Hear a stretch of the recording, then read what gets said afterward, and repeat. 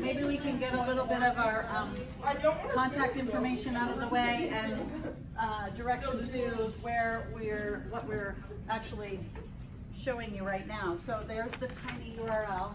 It's on both sides. Our contact information is here.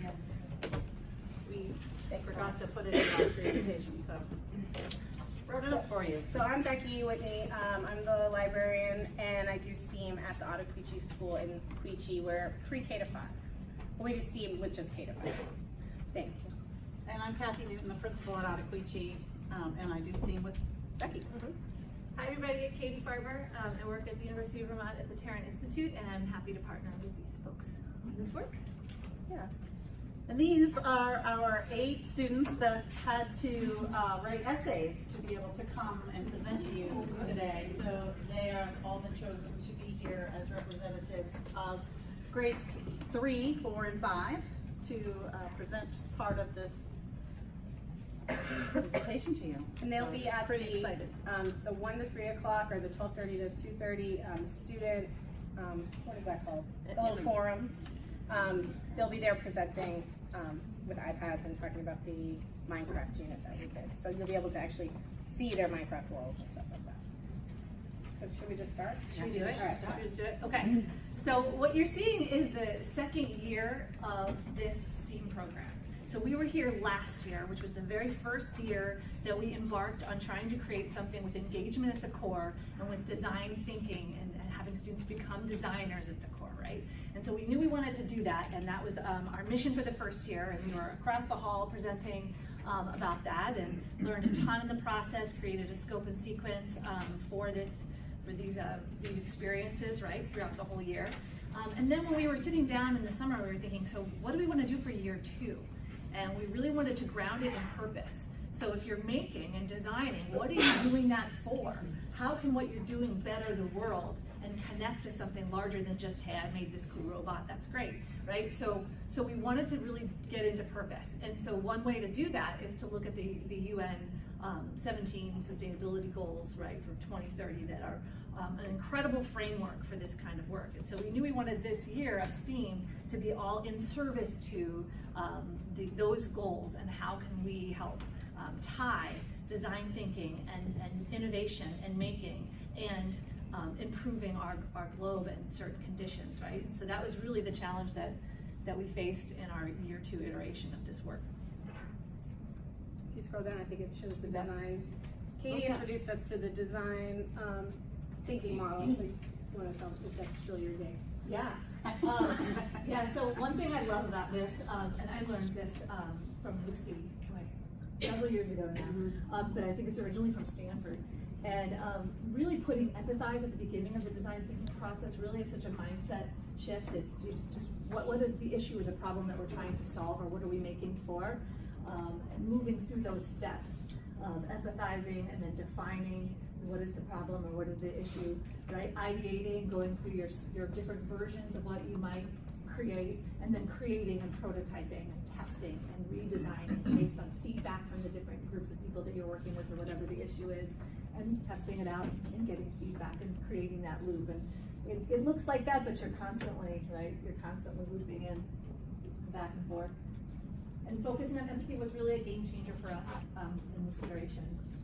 There's the sustainable development goals we were just talking about, right? So last year I was here and I saw the students from Burke, and they were talking about their projects and how they tied in with the UN global goals. And I didn't even know what they were. So I'm not a global goal, I am now a global goal expert, but I was not at that time. So the website is incredibly user-friendly. They have videos and all these things for you. So just dive in, and they literally have the world's largest lesson, which is day 1. Like, how do we get these kids to care about the world?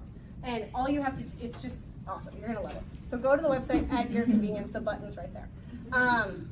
So anyway, last year we found out about the global goals, and we just knew this was gonna be the umbrella under which we were going to work for STEAM, because last year our units were awesome and fascinating and cool, but there was no cohesion from one unit to the next.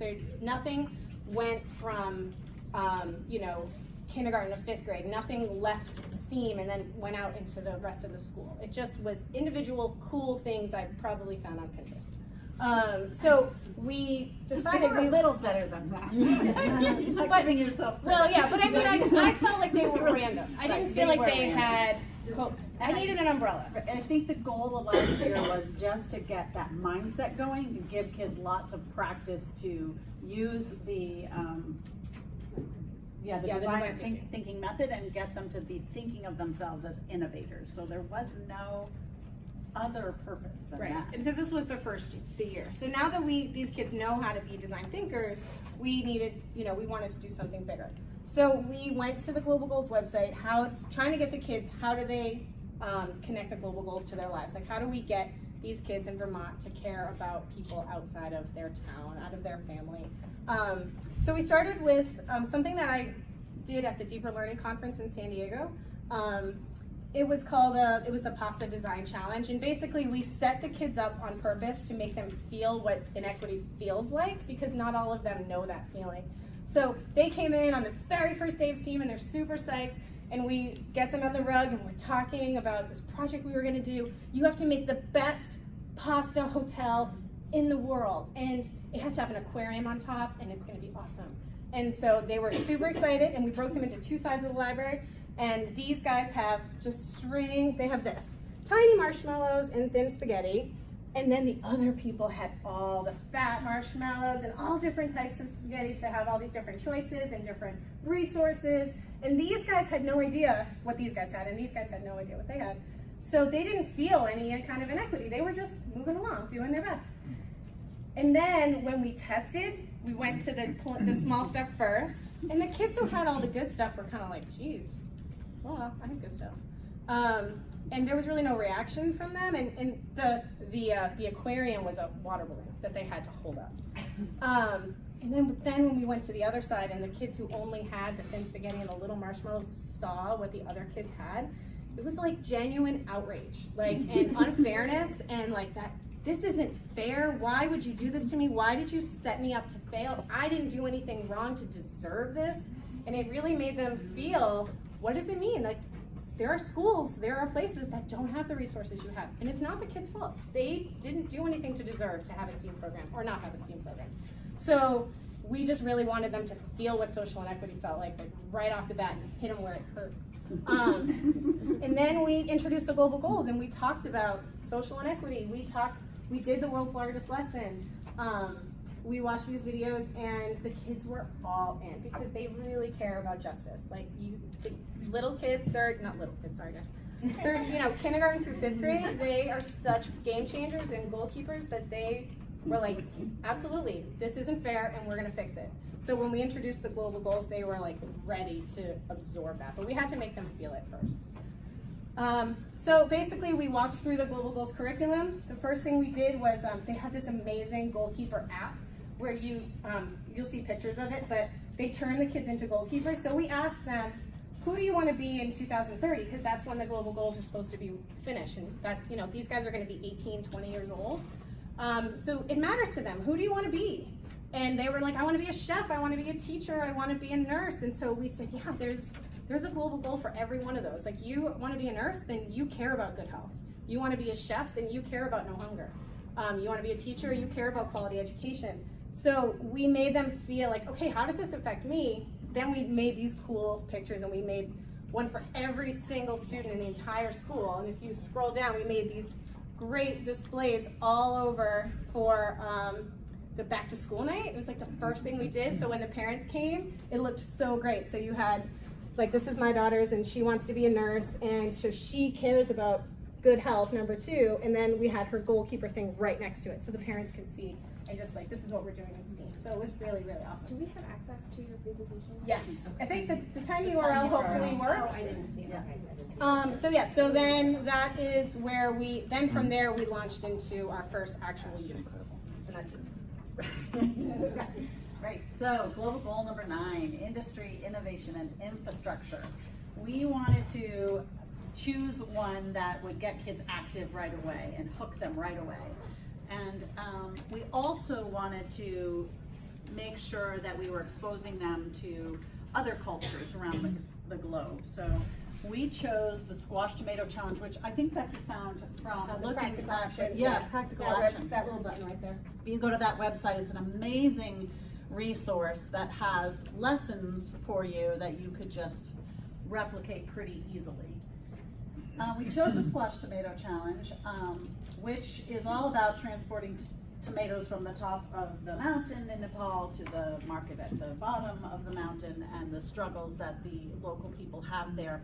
We also wanted to make sure that it was a real life problem that they were working on and solving, not like the fairy tale innovation, engineering that we did last year, but real life. Wanted to connect them to a more global world. So before doing the lesson, we needed to sort of engage them and get them thinking about simple machines and how can something very simple change the life of a whole community in a really big way. So we used Angry Birds because it's so popular and it's a lot of fun. And we recreated an activity that required kids to play the virtual game in reality. So they were building towers out of boxes. They had a tennis ball bird. We gave them these pieces of, they were scarves that we got free in the mail from somebody, and we didn't know what to do with them, so we thought, well, we'll just give these to the kids and they'll figure out how to make slingshots with them. We didn't tell them how to do it. We did show them a little clip of Angry Birds, so they had sort of a little bit of an idea in case they didn't have any experience with it, of what to do, and introduced kind of the slingshot idea. Basically told them they needed to knock down the boxes in any way that they could. They had to use the ball, they had to use the piece of material. They couldn't touch the ball with their hands other than to place it in something. And they went to town, and it was riotous. Yes. It was This was still like the crazy first fun. month of Yes, school, so like so- kindergartners Right. still fully did not quite have their act together yet as Right. far as like how to behave in school. No. So it was Like- crazy. It was a lot of fun. But we hooked them, and they were ready then to start transferring some of the things that they learned about that to the tomato challenge. And also we talked a lot about, we had to kind of review some of the things that we went over last year, because kindergartners weren't there last year. We needed to sort of put that mindset of this is going to be hard, remind everybody how to work together, you have to persevere, you're going to fail, what does that feel like, sort of review all of those. And yeah, so So then we read we this book. went into this book, right, to make sure that they have the empathy part. So we wanted to make sure they could connect to this idea of not having something, or something not being attainable in terms of market and food. And then we used this, which is the Innovator's Compass, which we also got from Deeper Learning. Right, so after we read the book, we talked a lot about, number one, who's involved in this issue? Why is it happening? And why does it matter? And then we just brainstormed with each of the groups and recorded all of their responses on these charts.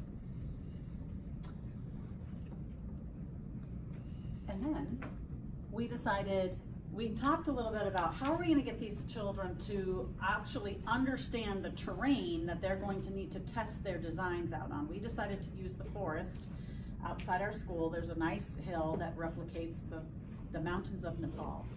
And but we didn't want to just say, we wanted them to feel what it was like to be out there and see the obstacles that they had to go through and get their design to navigate down.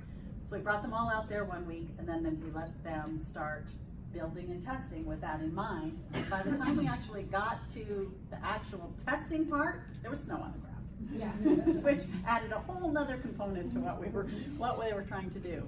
But they were pretty successful, and then we did a reflection piece with them.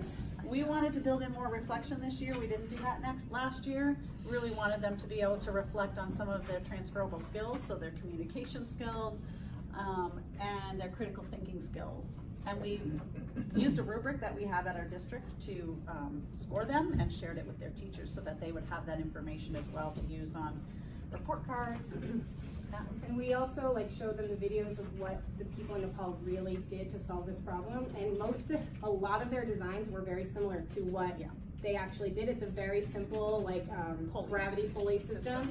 Doesn't take actual energy. It just uses the gravity of the tomatoes coming down to bring things back up. And the kids were like super impressed because they were like, "Wow, that's what we were gonna do. I was gonna do that if only, you know." Yeah. So it was pretty neat. All right, so you guys. We're gonna watch a quick video that the Tarrant Institute made for us about our Minecraft unit, and then the kids are gonna present this next part.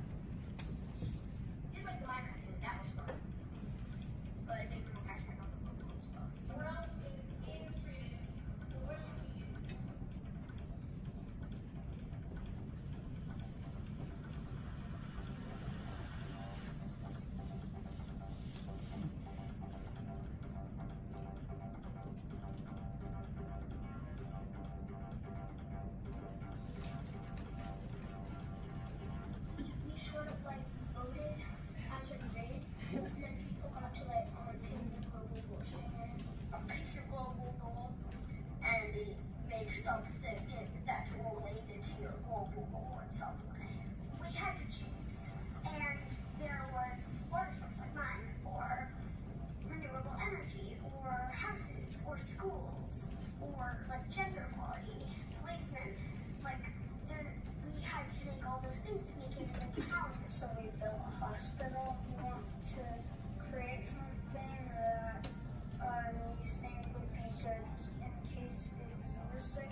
Mine was a windmill and a powerhouse. And then me and my partner we built spider webs on the top and for like the power lines. It was really challenging, so we had to connect it to all the buildings.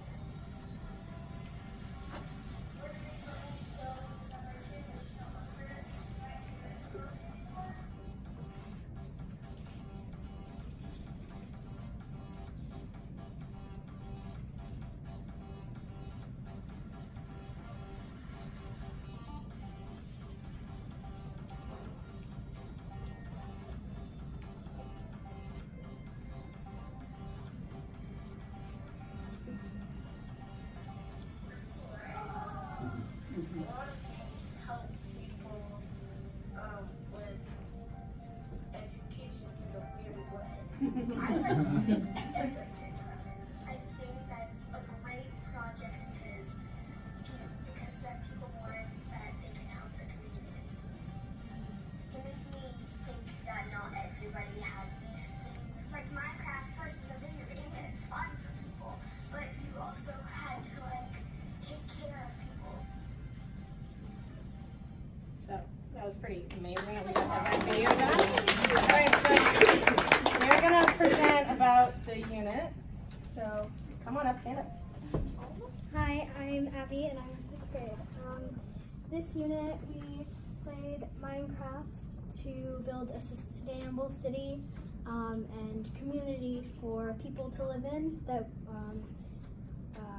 would be effective for everyone. Oh yeah, every grade had their own world. So when we did 5th grade, we all assigned each other a part and we got in partners, and then we planned what we were going to build. It's coming up in a second. What did you think about the matching game, or was that you? That's me. All right, you can tell it. To figure out what the global goals were, we played a matching game. So there was a picture like global goal number 1, no hunger. So that would be like a restaurant or a piece of food. And then the goal. And we would have to find those two and match them together.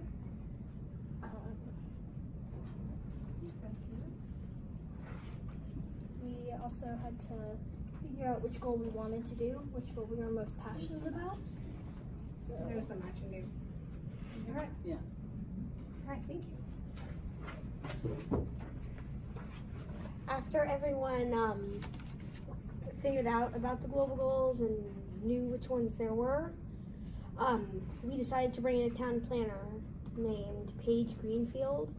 She helped all of us by showing us maps that she would use if they were going to build on right next to our school. They would have maps that would show them, can we build here? Can we not build here? And then after we all decided, we all looked at the maps, and then she also told us other things like you're not allowed to build right on the road because cars can't park there. You can't build right next to it. Hi, I'm Maddie Moore, and I'm in 5th grade. So the next thing we did, we already did the matching game, and we already knew what our global goal was, but now we just had to figure out what were we going to build and how are we going to build it. And so we used graph paper with big blocks to kind of represent like one block equals one block in Minecraft. And so we had to really think about what Miss Greenfield said on how to build a house to make it sustainable. I can't say that, I'm sorry. Yeah. And then we had to map on the ground what our town was going to look like. So the blue is the water and the pink is the road, and then we had to put all our buildings around the area. So we really had to figure out, well, we didn't want the dump right next to the school or the water filtration system. So do we want it on Main Street or do we want it out of town? Do we want the farm right next to, let's say, the police station, or do we want it somewhere else? So we really had to think about all those complications and to make sure our town was healthy and to make sure it was a healthy and safe place to live for everyone.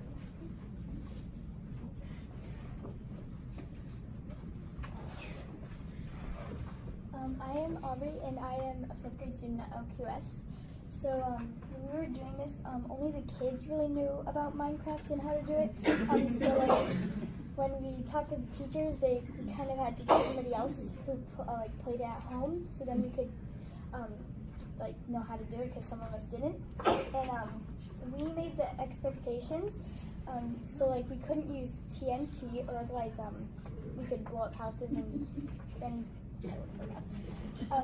So the helpful tips are establish student-led rules for appropriate online behavior, a great opportunity to discuss digital citizenship, understand how to use cheats to have more than 5 people join the world, mark which iPad is the master iPad. The master iPad is the one that controls everything, and then all the iPads need to be on the same Wi-Fi for it to work.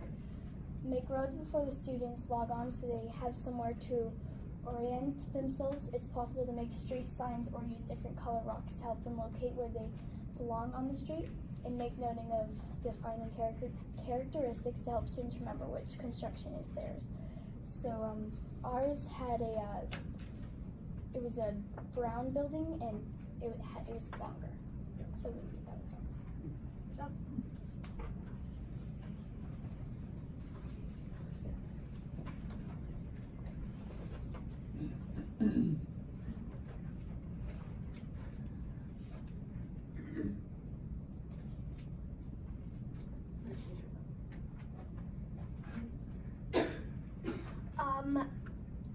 I'm Madison, and I think it was great to build in Minecraft because it really gives us that hands-on experience where we're actually doing something that you don't get in the classroom where you're reading a book or just like looking at something, which is one of the things that I think is really great about STEAM.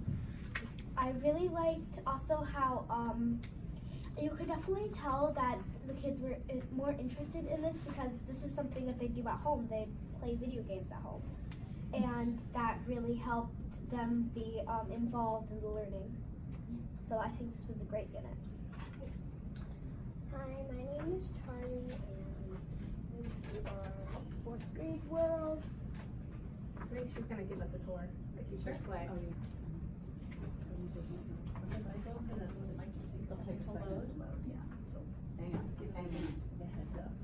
What did you like about it?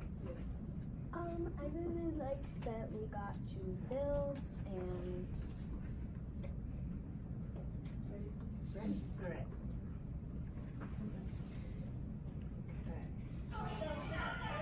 okay, so Yep. Just turn it on. So she can tell. There we go. okay, so right here is the windmill. There is our school. Right, that white building right there is the bank. There's a thrift shop right there, a hospital next to the thrift shop. Right there is a store. Out there in the back is the water, like it's where our water goes to get cleaner. Nice job. And what did you make, Charlie? Oh, I made this building right here, the thrift shop. Nice.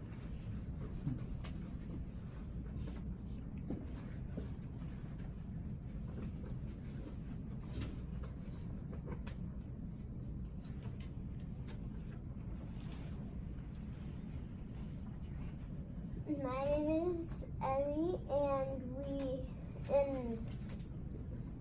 when we were done with our worlds, we were presenting them to our buddy grades. So kindergarten and 3rd grade presented the world, 1st grade and 4th grade, and 2nd grade and 5th grade, and the teachers, administrators, and community members were there, and when we were presenting, the younger kids got to, like, for the kindergarten and 3rd grade, the kindergartners got to go first, and then we switched and the 3rd graders went, and then the teachers used a communication rubric to access like what and like how they did, and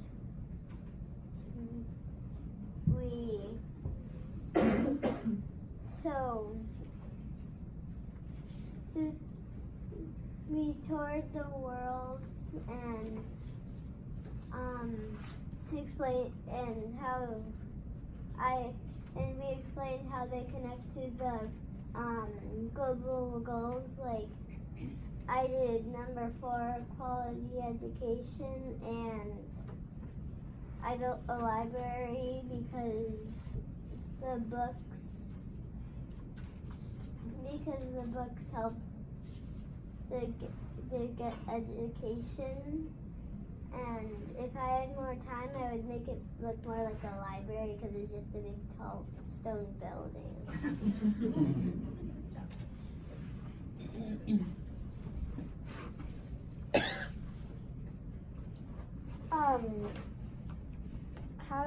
So Minecraft helped me by like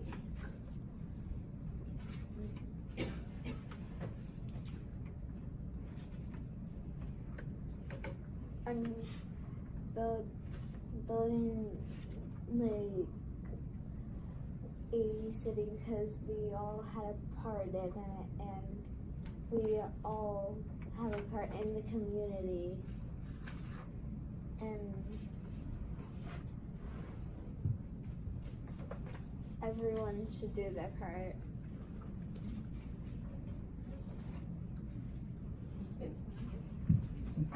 Good job, guys.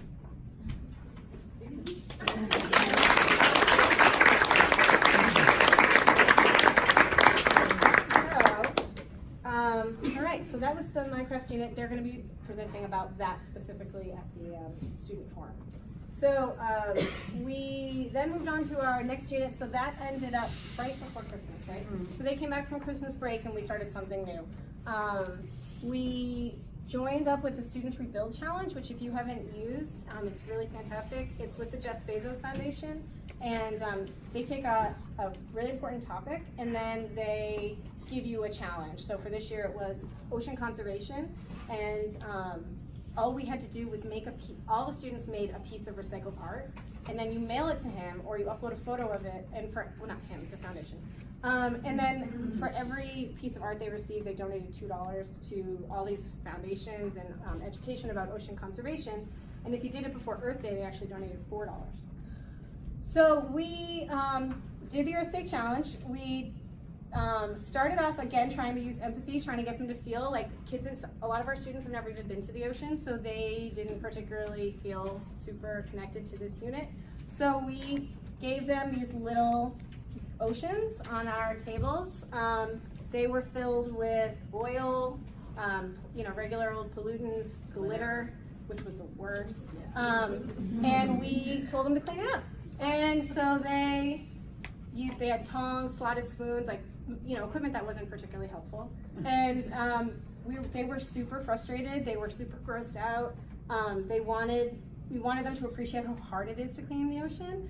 And at the end, they came to the understanding, which is what we were hoping for, is that it's easier to not pollute the ocean in the first place than to try to clean it.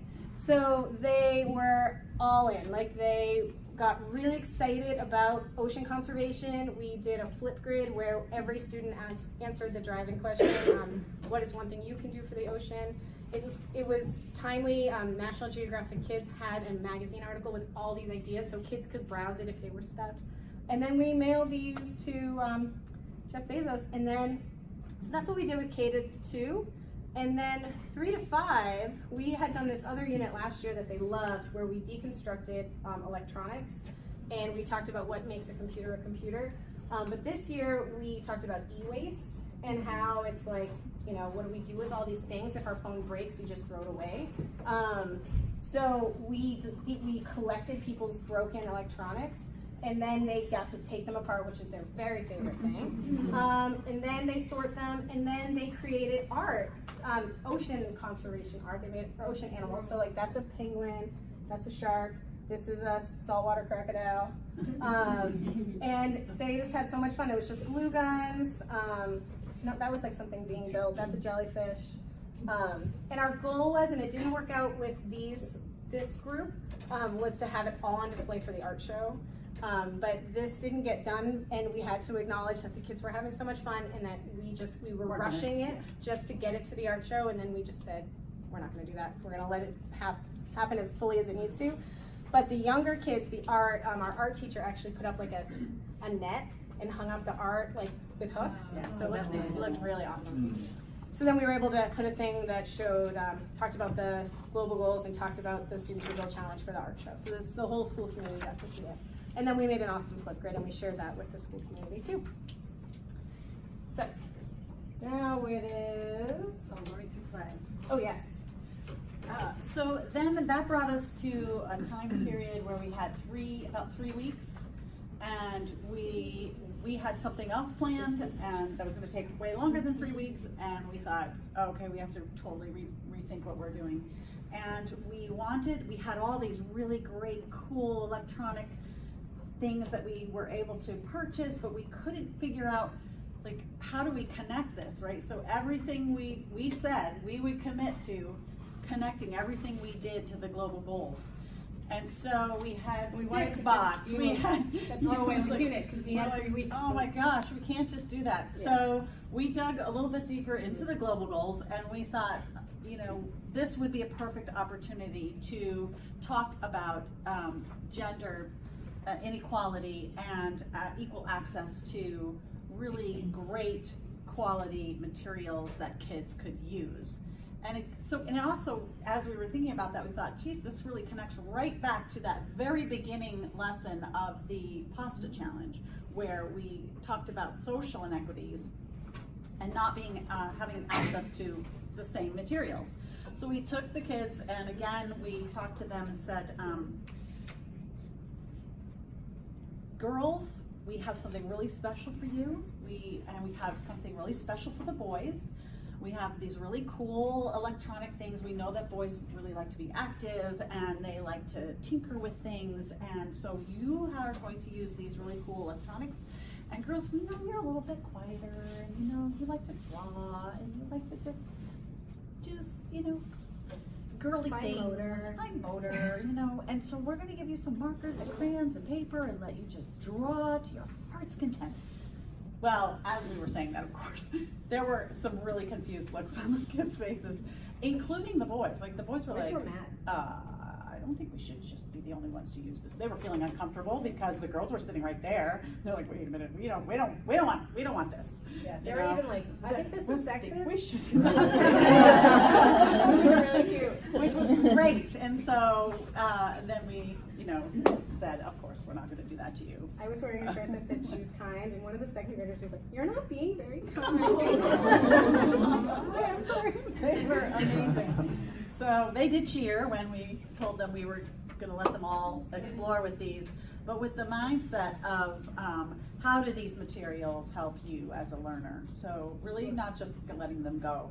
And so we asked them, yeah, and you have in front of you some stickies that came right out of their mouths. So if you want to just hold them up and shout them out one at a time, or you can, Really good ones. yeah. If you have a really great one, This is how they felt about this. this is how they felt about this unit. I can create something, less rules, less limitations. How to use electronics better and letting us be free. Free. Boys and girls can be treated and played the same. It helps me use new tools and use different parts of my brain. I can make anything. You can build something out of your mind that no one else can think of. We can keep trying. People won't judge you if you're doing your own thing. You get to create whatever comes to mind. So, yeah, so they just kind of did that as we were doing this for 3 weeks, because we literally gave them no instruction. We just were like, play. Yeah, go do it, make something awesome. And they just they did so great. So, did you guys like that one? Yeah, that's awesome. And then we went to Global 11 and Oh, yes. Okay, so, geodesic domes. This was just ended. this was another, whoops, how did we come up with that? Yeah. What do we do now? We had to like do something. So we just talking about geodesic domes, and I don't know how it came up, but we were thinking about building something, using their hands again and connecting it back to that global goal of the sustainability infrastructure that we were using with Minecraft, and how this really fits nicely with that. And we also learned a lot about how eco-friendly and like sustainable, like how little materials it requires to create a dome, like how energy efficient they are. And we talked about the population and how many people live in cities and how it's growing, and how we need to come up with creative ways to house people, and it was just a really powerful conversation with really small humans. And then we found these amazing pictures of them all over the world that we didn't even realize they existed all over the world. Played them a little slideshow to show them. And then we decided to do a 3-part kind of activity where they would start with the toothpicks and the marshmallows and make those first and test them out. So it was small. And kindergartners, we worried a little bit about kindergartners. Oh, I'm not sure if they can have the fine motor to really actually put these together, because they were tricky.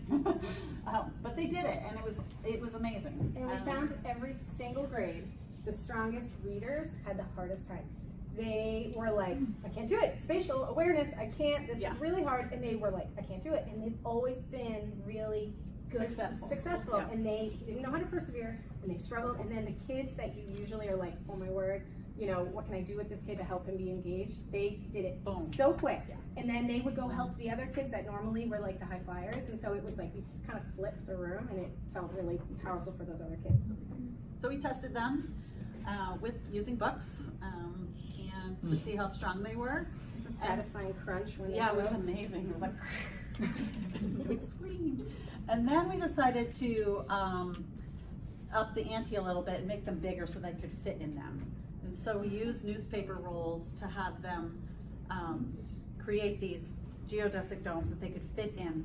And we were going to have them tape them, but we couldn't roll enough paper tubes to get ready in time. We're like, what are we gonna do? We don't have enough tubes.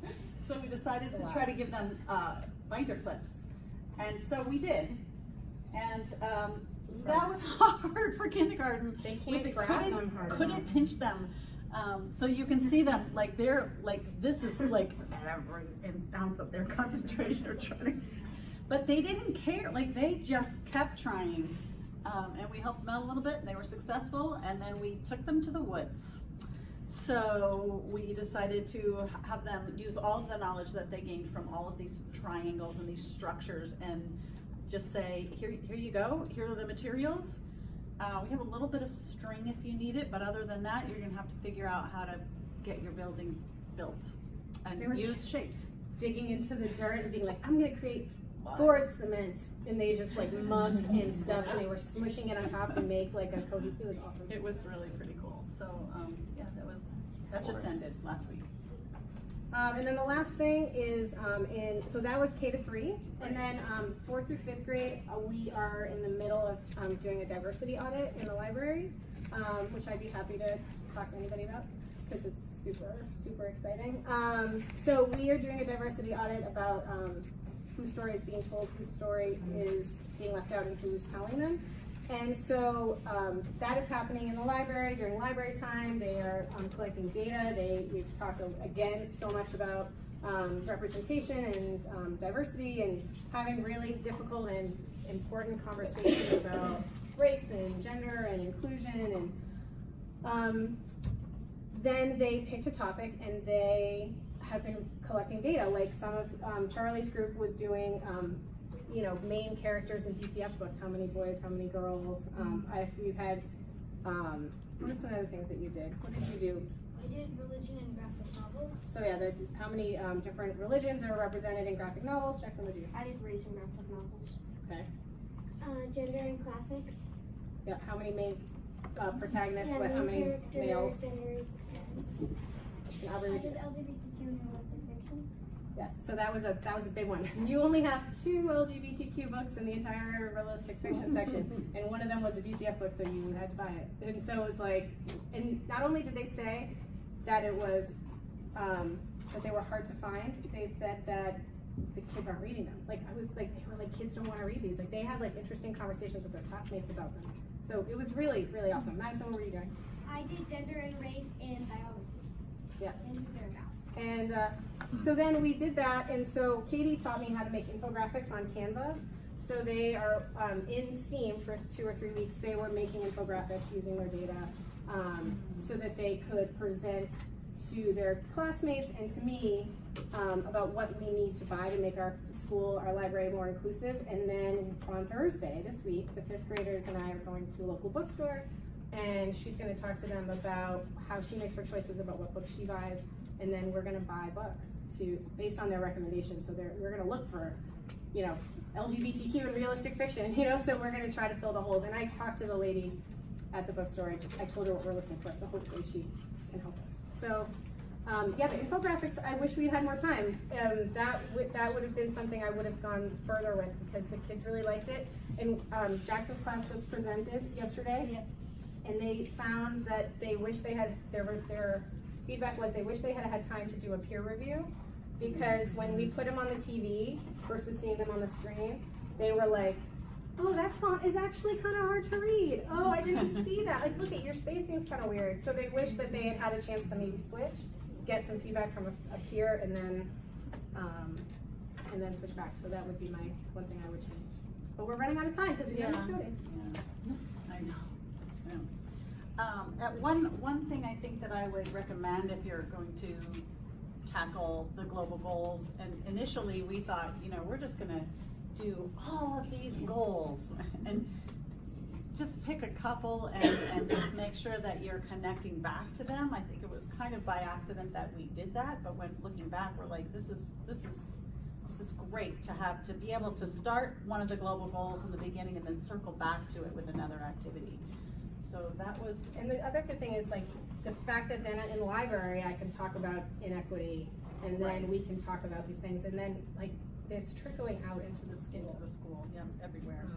And my own kids, we went to dinner last week and they were outraged at me that I used a straw. Like they were really mad. So it's like it's going into like their personal lives too. Like they are in it. Really nice. Yeah. Any questions? And if you have questions for the kids too, if you guys want to stand up, then you can definitely ask questions to any of them. Yep. So, questions on the presentation, it only goes to the ingredients. Yes. Okay. I don't know. I actually can fix that as soon as you do the UVM. I need to replace the UVM one. That was the UVM, so like, I know it's a tiny bit more. So maybe it was updated since then. So Okay. you can replace that. All right. We'll Okay. replace it. Thank you very much. Yeah, that's right. Really important. We're missing a lot. I thought it just was floating on my phone. Any questions for our students? I have a question. When in the school day do you do STEAM? Go ahead, Madison. I'm in 5th grade and I do it at the very end of the day. So is it your library class? No, it's a STEAM. On Friday, yeah. So it goes Wednesday afternoons after lunch is kindergarten, 1st grade, 2nd grade STEAM, and then Friday after lunch is 3rd grade, 4th grade, 5th grade STEAM. Together or back to back, separate? all individual grades, because you know. So it's- 2 classes in Yeah. each grade, so there's. So our the biggest whole is 40. kindergarten grade, the whole 1st grade, the whole 2nd grade. So yeah, the biggest group is 40. 40. But then you also. Yes. And then I still have them for library. I'm very lucky that they haven't stolen library. Yeah. So were you using a Minecraft app on your iPads, and were the kids able to use it simultaneously, or was it single user across 5 different ones? So that's the hardest part, that it took me like watching YouTube videos and asking for the experts here.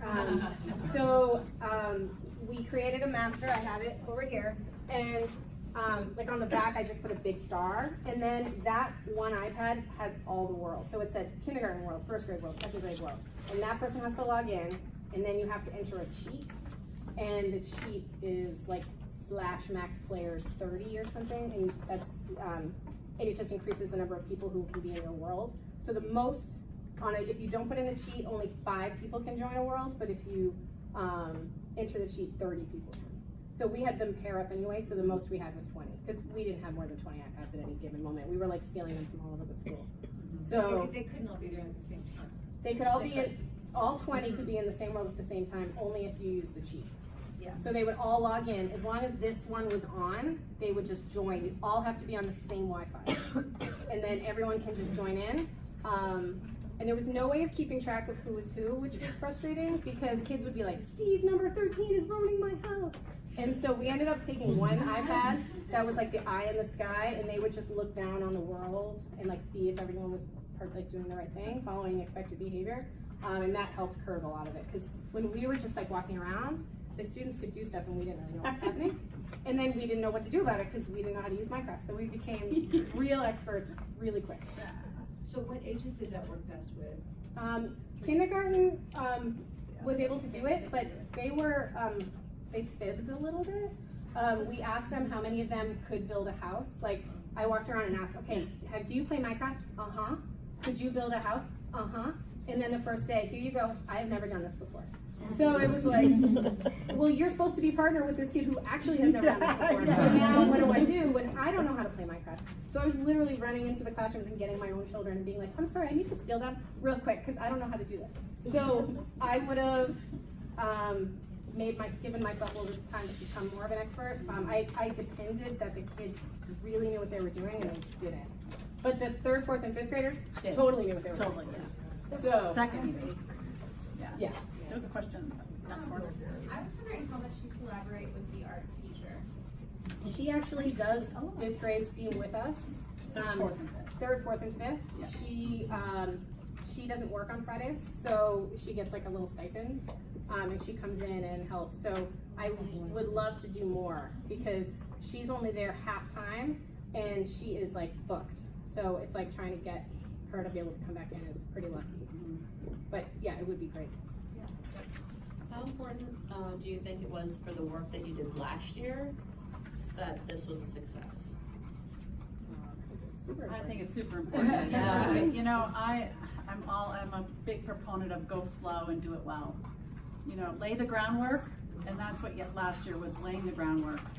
They had to know how to have that mindset. That takes time. You can't just, they don't, it's hard, you know? Teaching them how to reflect, teaching them how to fail, it's good. It's good work.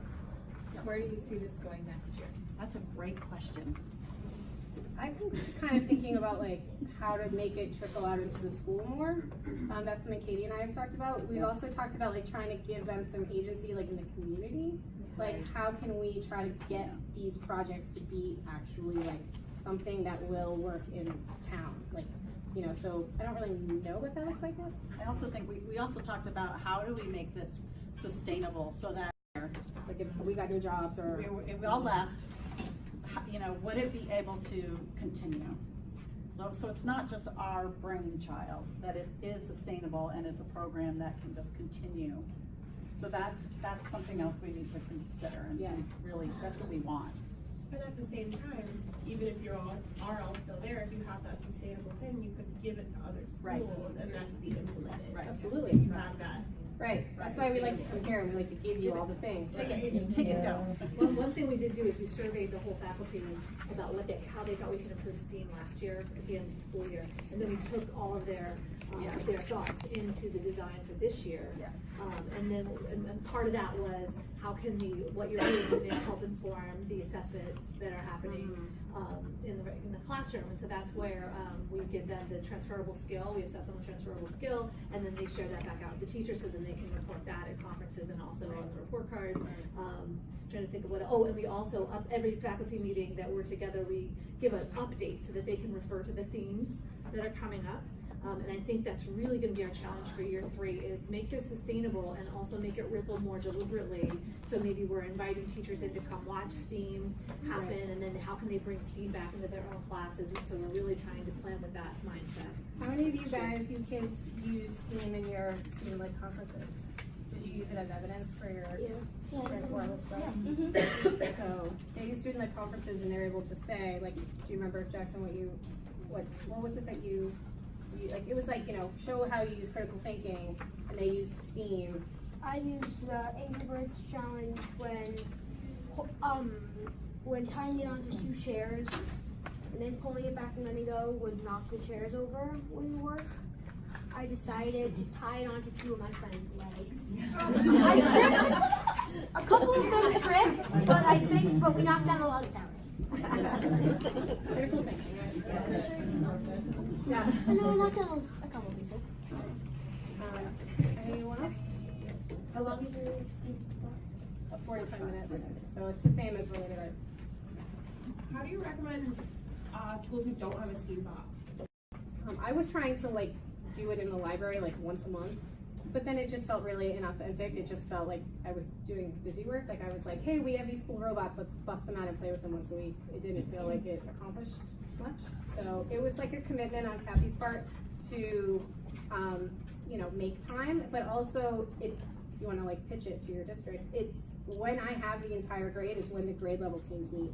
Right. That was the initial challenge for me, was having the teachers embark on a co-teaching model with special ed, and I needed to create a block of time where the grade level teams could meet together and their kids, they weren't responsible for their kids. And so I didn't want to have an extra recess or a study hall or something that just wasn't impactful or didn't benefit the students in any way. Well, not in any way, recess does benefit. I didn't say that. But you know what I mean. Like I needed there to be some meat in the game, and I went to Becky and said, what do you think about this, creating a STEAM time? And so then we just started building it from there, and that gave, and the teachers then were like, yay, we have this extra block of time where all of the special educators and the team teachers, like they could all meet together because their kids were doing something that was beneficial and great, and was tying back, you know, they were getting not only time to meet, but their kids were gaining skills that were transferable to their classroom. So it was a win-win situation for everybody. What does the support structure look like then? Do you have one teacher with 40 students? Or? Well, there's the two of us. We did it together last year. I was, we co-taught the entire time, so I was lucky enough to be able to do that. It got to be a little tricky at times. Yeah, we did have like another member of the staff that kind of would come in when she could, and then when Kathy had to deal with discipline or whatever, there were some times when I was alone, but honestly, the behavior in STEAM. And we had paras sometimes. Yeah, the behavior in STEAM is really great because they are super engaged. And how many students were in the? Up to 40. Yeah, so it's like 25 to 40. Yeah. And then I wrote a grant to the Byrne Foundation because I wanted to pay people to be there, and I knew that I personally couldn't sustain being in there another year, 2 afternoons a week, although I really wanted to be. So we got a huge. So we pay the art teacher one day, and then we pay a parent who is on the roster. She comes in once a week. All right, I think we better let folks. All right, go on. Thank you. Thank you, students. Yes. Yes.